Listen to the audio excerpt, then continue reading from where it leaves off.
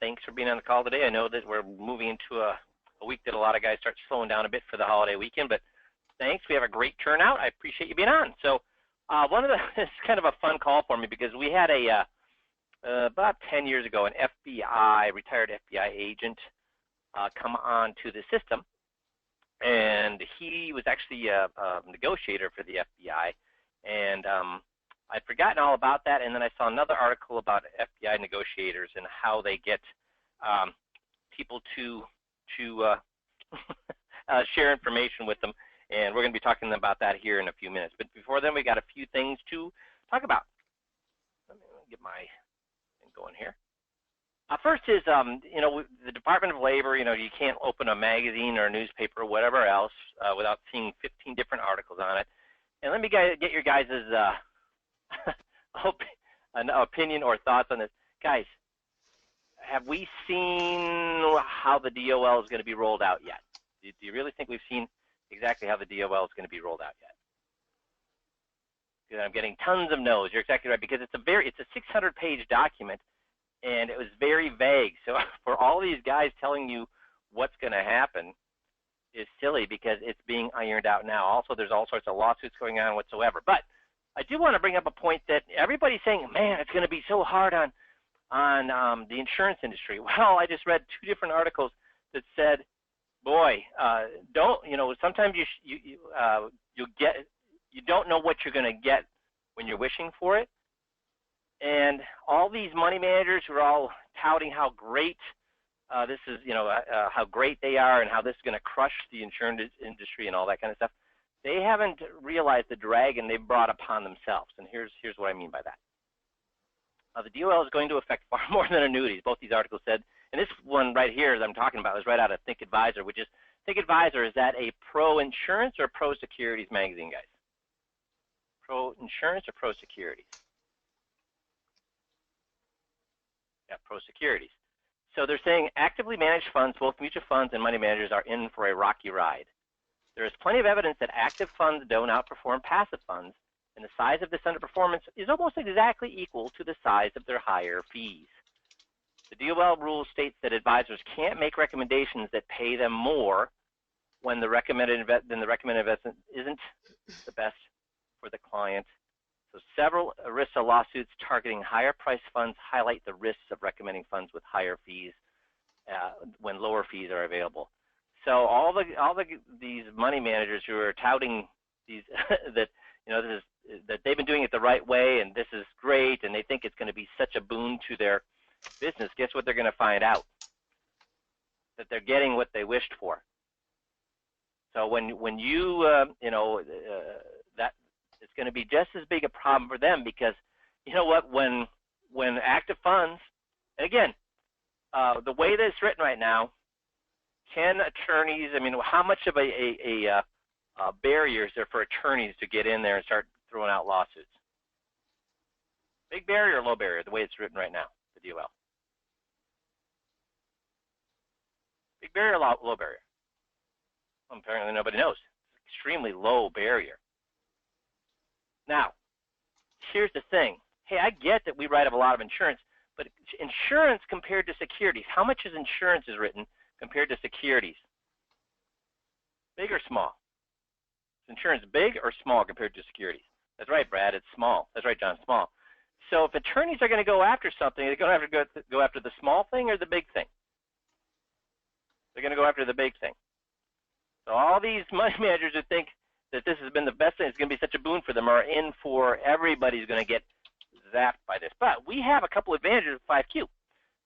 The 21 represents a significant amount of value when talking about fees. We don't manage the money. It's a small part of what we do. Do you get that?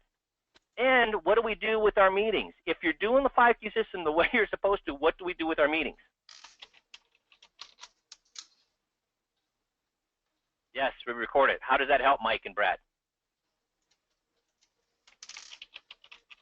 Guys, you have a record of what the people want. Now, the second thing is this. FIAs provide a significant difference and explainable advantage to mutual funds. And next week, I'm going to show you an example of that.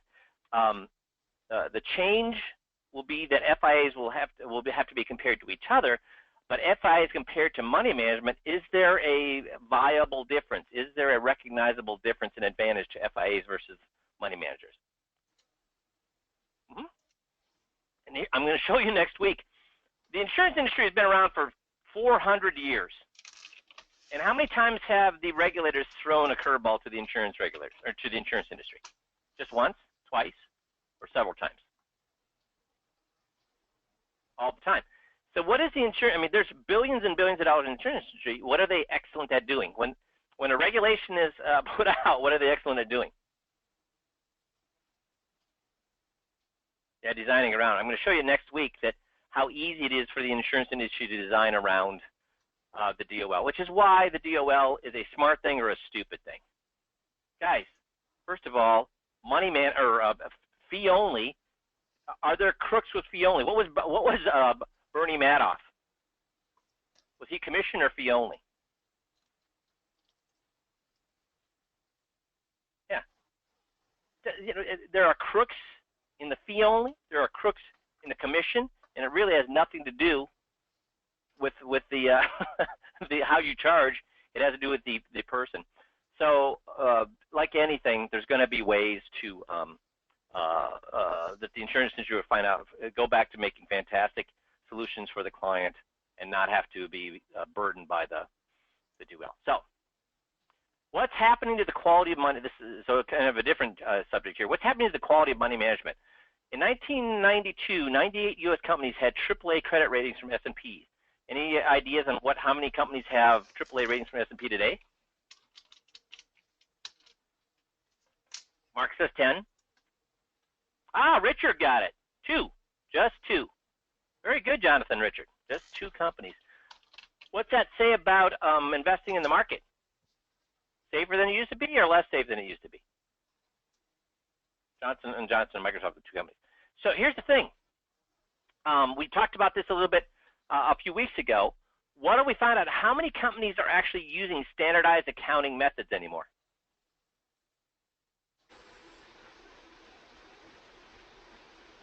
About 2%. No, Mark, not 25. 2%. 2%. It's crazy. So we have companies that aren't AAA rated anymore using and you know, the thing is, how many companies have a 10-year, like the Japanese companies, how many have a 10-year business plan versus a 4-month or a 3-month business plan? So they're all about next quarter, next quarter, next quarter. They're not using accounting methods, standardized accounting methods, and they're not AAA rated. It's just things to think about.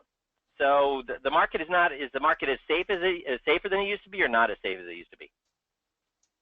Not, for a gazillion reasons. What's happening to available cash flow now for people? Well, U.S. credit card debt is on track to hit $1 trillion this year. This will be identical to the all-time high of $1.02 trillion hit in July of 2008. So why is that something we should be considering when we're investing for our clients? What's that? What's the big? What's the problem with this? Why, Paul? Paul says maybe another crash. Why? Dino says another bubble. Why? I don't think it necessarily says it's going to be another crash, but what is it saying?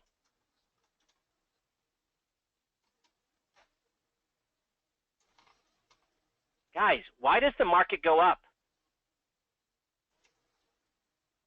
Why does the market go up? I'm hearing news, greed, etc. There, now we're getting it, John. More people buy, Richard, right? More buyers and sellers, Bruce. That's exactly, yeah. So it's more buyers and sellers. So what is this saying? If debt is at nearly record high, and you know, now we're starting to see what's happening to mortgages. It was so tight for so long. What's happening to mortgages? Are people required 20% down anymore? Or are we back down to 5% down? I've seen 5% down. So what's happened is what? More money or less money? Hey, Trisha, I think I can hear you typing and stuff, so I don't know if you can mute yourself, or maybe it's Jeff. So this is just saying there's less money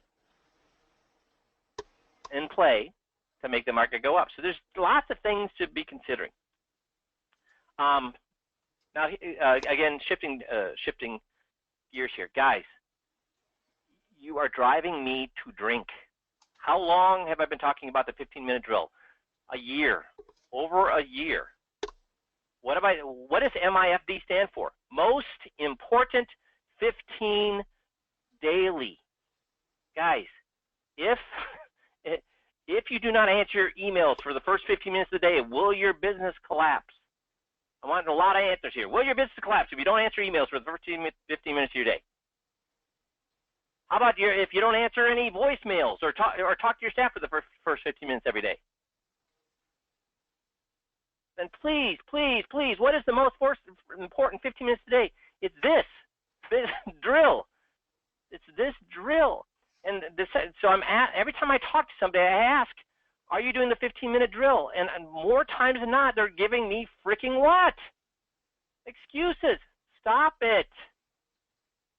Stop it. No more excuses. And then the people who don't give me excuses tell me, I say, what did you do today? And they say, well, I practiced this script or that script. Is the 15-minute drill about scripts? No. Scripts take hours, not 15 minutes. Don't bother working on a friggin' script for 15 minutes. That's a waste of your time. That takes hours. The magic of the 15-minute is it makes you a better communicator. So I talked to one of our advisors. He did a fantastic job of giving me the exact explanation of how to do a 15-minute drill. Now, if you don't understand, see right here where it says how to do the 15-minute drill? I actually even dedicated a whole half an hour training to it, telling you exactly how to do it. And still we have people not doing it. But here's how you do it. You take a recording of two people, you and somebody else, hopefully a prospect. Doing a 21 is the best way to do it. Agreement meeting if you can't, or any part of the 5Q system or anything at all. I don't care if you're talking about baseball. I mean, I prefer for a 21. And then listen to a small section until I hear a violation of one of the GOTS. So where do you find the GOTS? It's right on the third page of the GOTS manual. It's only 3 pages, or really 2 pages long. So if you can't read 2 pages of manual, I don't know what to say. So look for a violation of the GOTS or where it is improperly used, such as over-talking, asking closed-ended questions or instead of open-ended questions, making statements, preaching, not laughing at whatever they're saying. I mean, all sorts of things. Then practice just that one thing over and over and over for the full 15 minutes. So what you're going to do is you're going to find that thing. Then you're going to reverse it. You're going to think, what should I have done there? Reverse the tape for whatever, 15 seconds, play it, stop it, do that thing. Reverse the tape for 50 seconds, play it, stop it, do that thing. Reverse the tape, play it, stop it, do that thing. And I'm going to do that how many times, guys? How long how many other things I'm going to look at that 15-minute time period? Please answer. How many other things I'm going to be working at? That's right, Mike, none. None. It'll be that same thing done over and over and over for 15 minutes. He says, don't start at the beginning, go through the recording in 10-second increments, but hop around. So tomorrow I'm not going to go, if I go to a minute 10, I'm not going to start at a minute 10 the next day. I may start at 22 minutes, and then the next day I may start at 53 minutes, and then I'm back at 18 minutes. You're hopping around because you're not looking for scripts, you're looking for things to go wrong. And if you listen to your tape for more than 1 minute and you don't find you doing anything wrong, send it to Jeff or myself and we'll help you. Because I've been doing this for 16 years, 17 years. I can't go more than 3 minutes before I find something wrong. Okay? So please, I have instructed Jerry, Jeff Freeberg, and myself, anytime we talk, and Jeff Van Grinsven at ECA, anytime they talk to you, they're going to ask you if you're doing a 15-minute drill. And I'll tell you straight out, if I ask you if you're doing the 15-minute drill and you say that you aren't and you give me an excuse, what's the next sound you're going to hear? I don't think Jeff and JV and Jerry's going to do this, but if you're talking to me, that's right, John, click. Because if you can't spend 15 minutes a day on your business, guys, here's my calendar. 40 frickin' appointments a week. Plus I write 2 coaching calls. Plus I write newsletters and articles for magazines. Plus I'm taking phone calls from you guys in between and emails in between because you're asking questions. Plus I'm handling all the staff questions. And you don't have 15 minutes to do this? Give me a frickin' break. No, Bob, you're not going to hear me screaming. You're going to hear click. I'm not going to waste my time screaming at you. If you can't, with me being as busy as I am and I still do this 15-minute drill a day, and you give me an excuse that you don't have time, guess what? I do not have time to talk to you. Am I being mean? for that? I mean, do you get it, man? There are days that I want to put a bullet in my head. I don't get it. I do not get it. It's the same with the eye to eye. Guess how many people said they want to do the eye to eye? Guess how many people said they wanted guaranteed appointments? Guess how many people said they didn't want to do seminars because all they wanted was get people in their office? So we create this program, and everybody said, yeah. Well, guess what? Guess how many people have actually signed up for it at this point? 20%. 20% of you. What is wrong? Let's walk through this. Guys, let's say the average person since September, since we've been experimenting with this, the average is 10, but we're guaranteeing you 7. That means you're going to meet 9 on average, 6 guaranteed. So if you get only 6, then what happens? What happens then? If you only one, we've guaranteed 7, only 6 show up in your office, what happens? Yeah, that's exactly right. So you get 8 next month. Viable cases. So we have 8 people on average, 5 people typically were, and this is actually low. It is usually higher than this because they're vetted by the reception, or not receptionist, but the operators, where they're going to ask them, do they have $100,000 or more to invest? So that's what viable means. Do they have $100,000 or more to invest? So we generally get 9 out of 9 and 6 out of 6, but let's just say that's 1 out of whatever that we don't get that. Average case size has been 210,000 because of that vetting. Now, if you know what you're doing, you're going to close 8 out of 8 or 7 out of 8 or 5 out of 5 or 4 out of 5. We'll just give you the benefit of the doubt. Why can I say that if you know what you're doing, you're going to close this much? Why should you close 8 out of 8 or 4 or 5 out of 5 if you know what you're doing? Well, history, that's right, Brad. John's saying, yeah, if you get for 150 minutes, they're telling you why they're going to leave their guy. Guess what? Let's say it's not even, we do have history. We have 60,000 meetings now where it's worked. But let's say we did not have the history. Let's just talk about common sense. If they explain to you for 2 hours why they don't trust their guy for 21 different reasons, what will they do at the end of that 2 hours? They're going to have to leave their guy. So if they're not leaving their guy, what's that tell you? They didn't tell you for 2 hours why they were going to leave their guy. So look at the total premium, 1.4 on average, 840, when you know what you're doing. That's commission of 88,000 to 50,000. But let's just talk about worst case scenario. Here's what I don't understand: why everybody hasn't sent in a order form yet. Because here's the thing: these are people who are vetted. These are people who are vetted with $100,000 or more of assets, who have said they want a portfolio review. If they say they want a portfolio review, that means they want you to look at their what? Their investments. So that doesn't mean they're going to move their investments. They're still plate lickers and tire kickers. But they've said at least, you know what, I'm not certain that what I'm doing is perfect. I'd like somebody else to look at it. So if you're getting in front of, let's just go with the guarantee. Let's just go all the way down and say you're only getting in front of 5 viable people with $100,000 or more to invest, and they want you to review their investments. If you can't close one of them without the 21-point checklist, without my help, without Jeff's help, without anything, you got 5 people walk into your office with $100,000 or more, and they're saying, I want a second opinion. You can't close 20% of them, 1 out of 5. What would I say to you? What should you be doing? I don't even know if you should work on the 21. Yeah, that's what I think, Tom. I think you should get another job. That's right, John, working at Walmart. Because even without my help, if you can't sell a 1 out of 5 that come into your office that are looking for a second opinion, I don't know what to tell you. So what's your risk here? Your risk is that you find out you're in the wrong career. That's your risk. And you might as well learn that, what? Sooner rather than later. So go ahead and put the order form in, figure out if you're in the right career or not. Make sense? Because worst case scenario is you're going to make $12,000. The total cost is if you look at the guaranteed, $45.50. That means you got a 3-to-1 return on investment for 1 month. How many of your clients are like a 3-to-1, a 300% return every single month? And the only risk is you're going to find out that this is the wrong job for you.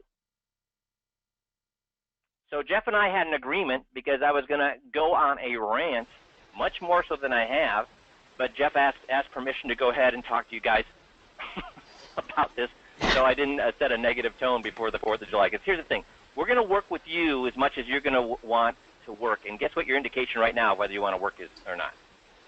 In order to achieve positive results, one must work for them, not hope for them. Bobby Knight. Yeah, you know, it's always hard to know what to say to people in this instance because 20% of the people, and it's probably the majority of the people on this call, are doing it. They're out there and they're doing the 15-minute drill. They've got their order forms in for the eye to eye, and so sometimes it feels like we're preaching to the choir. And so if you're the 20% that are doing it and you've already put your order form in, then that's great. That's awesome. It's the 80%. It's tough to know what to say. And really, here's why. What I find is that for years and years and years, what people have said about marketing is, you know, I'm just afraid to do it. I'm afraid that if I do it, people aren't going to come. They're not going to make appointments. Can I just interrupt you for a second, Jeff? Sure. Before they talked about marketing, all we ever heard was what? All I need to do is what? 80% closing ratio. All I need to do is what? See more people. Okay, I'm sorry. So. And I get why they don't. We get why they didn't do the kind of marketing that's out there. They were afraid that people wouldn't come. They were afraid they wouldn't make appointments. They were afraid they wouldn't show to the appointments. They were afraid they wouldn't have money. And so what we kind of set out to do is create something that would overcome all of those obstacles. So, I mean, this is it. I mean, you have a guarantee, and it's not just, it's a money-back guarantee. You get your money back if it doesn't work. It's guaranteed that people will make appointments and they'll show. And it's guaranteed that they'll have money. I mean, eye to eye, the biggest complaint that I always hear is, I can close people, but I'm not getting in front of the right people. And I'm guessing that the right people are the people who come into your office, who have money, who are willing to talk to you about their finances. And that's what eye to eye is. It's a guaranteed way to get in front of the right people. It's frustrating and it's hard to know what to say, because if you aren't using it, here's what we hear a lot. Well, I want to do it, I just don't want to be part of the first wave. And that's hard for me to understand, because I'm thinking, you know, the guarantees are really strong. Now, they can't be stronger. It's money back if it doesn't work. If anything, the guarantees can go down, not up. So if I were you, I'd get on board when the guarantees are strong and guaranteed, and sign up for the strong guarantee instead of rolling the dice and hoping that the guarantees don't go away. So I'm not sure why you would wait. The only kind of things I can think of that you would wait, there's only really two reasons that I can think of. Either you don't plan on seeing people this summer, or you've given up. You just don't plan on seeing people at all. You just plan on working your client base and hopefully riding off into the sunset. And it's hard for me or for anybody here to know what to say to people who've given up. I guess the thing that I always encourage you to do is watch that movie Yes Man. It was written by a British comedian, Danny Wallace, but he says he kind of based it on a true story. It's a movie with Jim Carrey, and about what happens when you embrace the opportunities that come your way, and instead of saying no, you say yes, and how it can transform your life. And that's what I would tell you. Don't give up. Embrace the opportunities that come your way, and instead of saying no, say yes. Because the quickest way to die, whether it's emotionally or spiritually or financially, is to just go through the motions. Because if you've got a big client base and you're just going through the motions, you'll die even a financial death slowly, not quickly. If you don't have a big client base, it's going to be quicker. But either way, you're going to wash out. You're going to be out. I would tell you, you've got to get in the game and do something. You've got to see people. And this is a guaranteed way to see people who have money. And if they don't come into your office and they don't give you their statements, you get your money back. So I'm not sure. There's nothing better than this coming down the road, guys. If you're not willing to get in on this, you're done. And it's hard. I'm not trying to push people away. I'm trying to encourage you to embrace the opportunity and say yes. I don't want people to give up. But I think, like Mike said, if you're not going to do it now, I don't know when you're going to do it, if ever. And then I wonder, really, should you be in this business, or should you find that thing that's going to get you up in the morning that you are willing to jump out of bed and do? Because this ain't it. Does that make sense, guys? So Jeff's approaching for a very positive, just, say yes, do it. There's no guarantee better than this out there. We're the only ones offering it. People with money, people with money that have said, I want a review, and they're bringing their stuff in. So I don't know what else to tell you. So if you're sitting there waiting, I don't know what you're waiting for. Because even a doughhead, what we said, even a doughhead could close how many out of 5? I tell you, everybody answer that to make sure everybody gets. I know everybody's saying this. Even a doughhead could close how many out of 5? I'll tell you a quick story too while you're answering that. A lot of people. Well, it is a true story. I had a friend who thought he had an idea for a book, and so another friend of his said, "Well, I've got this in my office. My whole wall is a whiteboard. So why don't you do this? Why don't you come to my office? We'll talk it out we'll spend a whole day talking it out. We'll outline it on the whiteboard, and then we'll see maybe if there's a book there or not." So they outlined it out on the wall, and he thought, you know what? I think I do have an idea for a book. But he'd never written a book before. So he said, you know what I'm going to do? I'm going to hire a stenographer, and they're going to come in, and I'm just going to talk through the outline, and then we'll transcribe it, and that'll be the book. So he brought in a stenographer the following Monday. He spent the whole day talking through a big chunk of the outline. And the stenographer went home, and on Friday he gave him the transcript, and he said when he went through it, it was horrible. It was awful. And he realized this isn't going to work. If I'm going to do this, I'm actually going to have to sit down and write this book. But I've never written a book before, but he decided he was going to try it. So he said the following week he got up, he turned on his computer, pulled up a Word page, and he said he saw that blank page standing there or sitting there with that cursor just blinking, waiting for him to do something. And he said, that's kind of a metaphor for life. We all get up in the morning and we face this blank page and we have to decide, how are we going to fill it? What are we going to do? And if you're not jumping on board, what you're saying is, I'm just going to leave the page blank and come what may. And I would encourage you to seize hold of the opportunity and do something with it. Create something. Build your business. I don't know how you got in the business. Maybe you got into it the same way I did, which is pretty much by accident. But we're here, and we might as well do something with it and embrace it and have fun with it. Let's build something. Everybody on here has a business. Let's build it. And if you decided you don't want to do that, then find that thing that's going to get you up in the morning and fill that blank page. But I would encourage you to at least give this a shot. You're not going to be out any money. At least your ego might get bruised. And you might realize you have some things to work on, but you're not going to be out any money. You're not going to have to explain anything to your wife and your kids. So you've got this business. Let's build it. I'll tell you, that book that he wrote, it didn't go anywhere.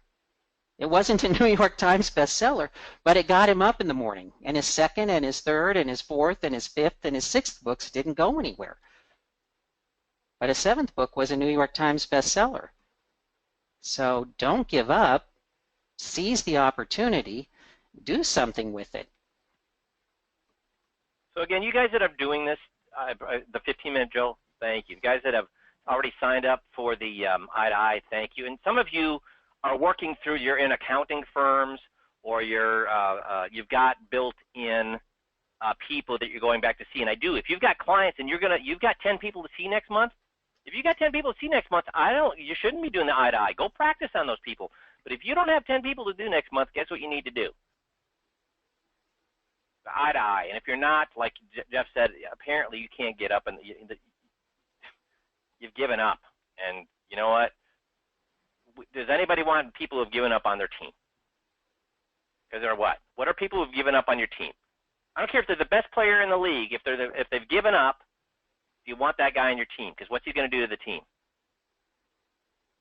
Okay, so don't give up. If you don't have, if you don't know if you can't write down the names of 10 people you're going to see next month, guess what? I expect you to do the eye to eye, because there's no risk. Make sense? And here's why you should be doing that, because we have tools that are unbelievable. We have tools that have been developed that hundreds of millions of dollars have been spent and have come up with the same exact thing, the exact same tools that are given you. The Federal Bureau of Investigation has spent hundreds of millions of dollars trying to figure out how to negotiate with people and how to interrogate people. And guess what? The tools that they came up with are the exact tools that we teach you. See, the 5 strategies of FBI negotiators is number 1, repeat the last 3 words you hear. Does that sound familiar? Expose negative thoughts to daylight. Does that sound familiar? Think through how you will speak, not just what you will say. Does that sound familiar?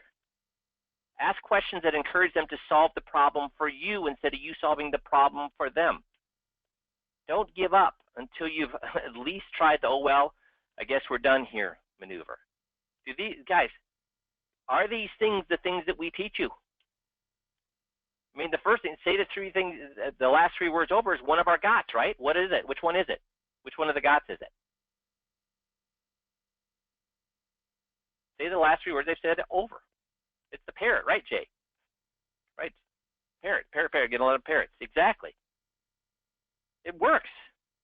I mean, and the reason that FBI negotiators use it is to get people talking. Well, guess what all of GOTS is about? If you think of all the things we do for GOTS, which is all these 3 things, agree, parrot, and power when they answer the question right, the little verbal pats in the back, laughing when they say something is funny, not over-talking them, asking open-ended questions instead of closed-ended questions, not making statements, falling on the sword if they answer something wrong. What are all of those things designed to do? What are all of those things designed to do? Getting people to talk, Cheryl, exactly. Getting people to talk. That's what it's designed to do. And why do we want to get people to talk? Because it allows us to read their minds. Will they ever say something? They'll say yes to things they don't agree with, but will they ever expound on something that they don't agree with? Will you ever get a Democrat to expound on Republican values? Will you ever get a Republican to expound on Democratic values? No, they won't do it. It's physically impossible. It ties their gut in knots. So getting people talking is how FBI negotiators move the process along, because they can read that person's mind. Same thing for us. It allows us to read their mind. And we're looking for any negative thoughts they have. So many advisors are afraid for the people to say something negative. I want the people to say something negative. Why would I want my prospects to say something negative? If I'm a restaurant manager, do I want my customers to tell me something negative? Right, Jeannie, you got it. Jeannie says so you can fix it. The worst thing for a restaurant owner is for people to leave that restaurant and have never voiced their negativity. Because if they don't know the negativity, guess what? That person's never coming back and they don't have an opportunity to fix it. So we want people to tell it. We want to ferret out what's going negative in their minds. And that's what FBI negotiators do. They're looking for the negative things going on in people's minds. See, don't run away from your problems. It's one of the only races you'll never be able to win. And here's why I agree with that. If you're having a problem in the meeting, and I've seen this over and over and over, guess what happens with the advisor? When an advisor, I'm listening to a tape and the advisor runs into a roadblock, guess what the advisor does? Do they park their butt there and talk about that roadblock, or they try to run away from it as quickly as possible? They forget the script, they forget everything, and they just want to just get away from that situation as quickly as possible. Which one? That's right, Terry, they want to run. Can't do that. Can't do that. You need to park right there and have them tell you what's going on. See, that's the only way you're going to be able to read their minds. And if you're having a problem and you run away from it, guess what? If you're having a problem in a meeting and you're running away from it, if you're having a problem and you don't know what that problem is that problem going to go away, or is it going to get worse? It's going to get worse. And and the other thing is, how do we handle objections? And again, looking for negative, we don't want to be, we want that, well, we bring them up, Jay, right? We bring them up early so that we can overcome them before they even speak them. How else do we handle objections? Guys, you should all be answering this. When we hear something we don't like, there you go, Steve. That's right, Jay, we agree with them. We agree with them, kind of or wholeheartedly? Wholeheartedly, we agree with the objection. In our presentation, do we accentuate the positive or accentuate the negative? That's right, Jeff. Gots. Then more gots. So do we accentuate the positive or do we accentuate the negative in all of our presentations? We accentuate the negative. Why? Because if they can live with the negative, guess what? The positive is all gravy. Now, when we accentuate the negative, all we do is we show all the negative to what we're offering, and then we just compare it to the negative of what they currently have. And what do they always find? When we compare the negative of what we're offering to the negative they already have, what do they find? They like ours better or worse? They like ours better. And the reason this is surprising to them is because when that thing was sold to them, whatever they're in, whether it's a REIT, a VA, a mutual fund, a money management, when that thing was sold to them, and it was sold to them over 60 minutes, how much of the 60 minutes was spent showing the negative to them? Zippo. So when showing the negative to them, Zippo. So when we spend or show them the negative of what they currently have, again, first thing we do is show them the positive of what they have, then we show them the negative at the 21. But when we're presenting, we just show the negative of what we're offering, and we show how that compares to what they currently have, and they're like completely surprised about the negative that they have. For example, with money management, you all know how we deal with money management, right? Is our fixed annuities with 6-year or 7-year surrender periods, are they more or less liquid than money management?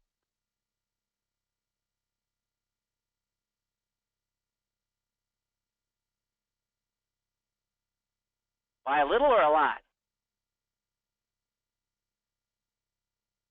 Yeah. So how many people in this industry have a presentation that has clients tell you within about 5 or 10 minutes that a 7-year surrender charge FIA is more liquid than money management?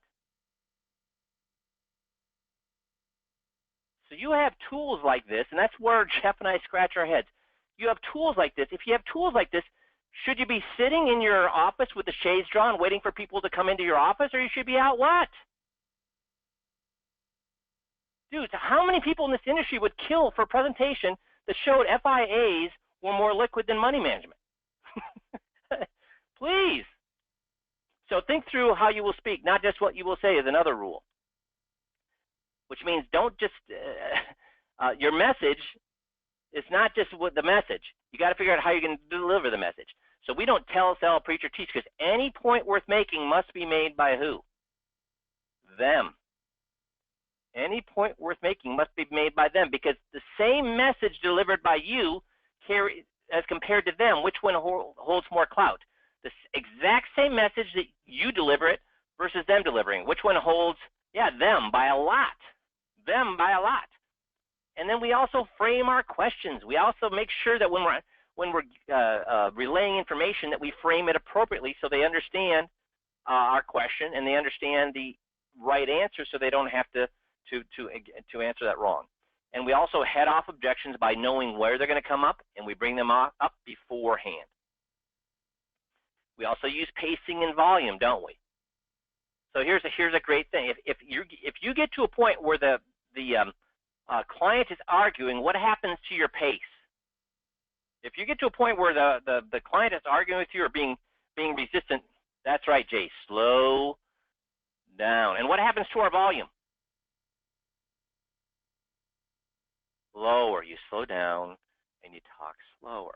That's why when we're if we get to a difficult part in the meeting, what we do is we slow down, we apologize, I'm sorry.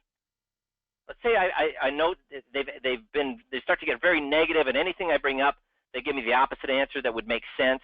I mean, it's very apparent that they're perturbed, and they're gonna give me the wrong answer for every single time because they don't want to go along with anything I'm saying. I have to stop the meeting, and here's how I stop it. I say, you know, I'm sorry. I mean, Jim, I'm sorry. Whatever I did, I apologize. I hope that you understand that whatever I did, whatever I said, was not in the spirit of causing stress to you, not in the spirit of causing you to get angry. You're coming here to lower your stress, not raise it. So whatever I did, I apologize. Whatever I did, I'm sorry, because that was not what I'm here to do. I'm here to lower your stress, not raise your stress. You should be coming and saying, a load should be lifted off your shoulders, not added onto your shoulders. So I apologize for whatever I did, whatever I said. So was I speaking faster or slower, louder or quieter? And I've stopped that meeting saying, we're not moving forward till you tell me what the problem is. But see, it's very difficult. Can people argue? So Jeff and I are going to argue. Jeff, I'm really here. Angry at you. I'm really angry at you. How long can we argue like that? How do people argue? When people get mad and they're irritated and they're angry, what happens to their volume? What happens to their pacing? Yeah, high and fast. And here's what I hear, you guys, when we're listening to a tape and you get to a hard spot on the tape where it's apparent the guy's getting a little irritated because maybe you keep telling him he's answering the questions wrong, or you keep over talking him or whatever, guess what happens to yours, and he starts to show irritation to you, guess what happens to your speed of you and it goes up and up and up, and your volume goes up and up, and you got to stop and slow down. Ask questions that encourage them to solve the problem for you. Do not tell, sell, preach, or teach. Again, any point worth making must be made by them. Again. See, this allows you to read their mind. They'll never verbalize anything they disagree with. They own it. And how do you do that? You can turn any statement into an open-ended question by just putting who, what, where, when, how, why right in front of that statement. It's that easy. Make them say it. You do not say it. And like we've just been talking about, pause the meeting if it gets difficulty. If things aren't going well, you got to pause that meeting. So all the things that we teach you are the exact same things that the FBI teaches its negotiators. Why do you think the FBI teaches the negotiators to do this?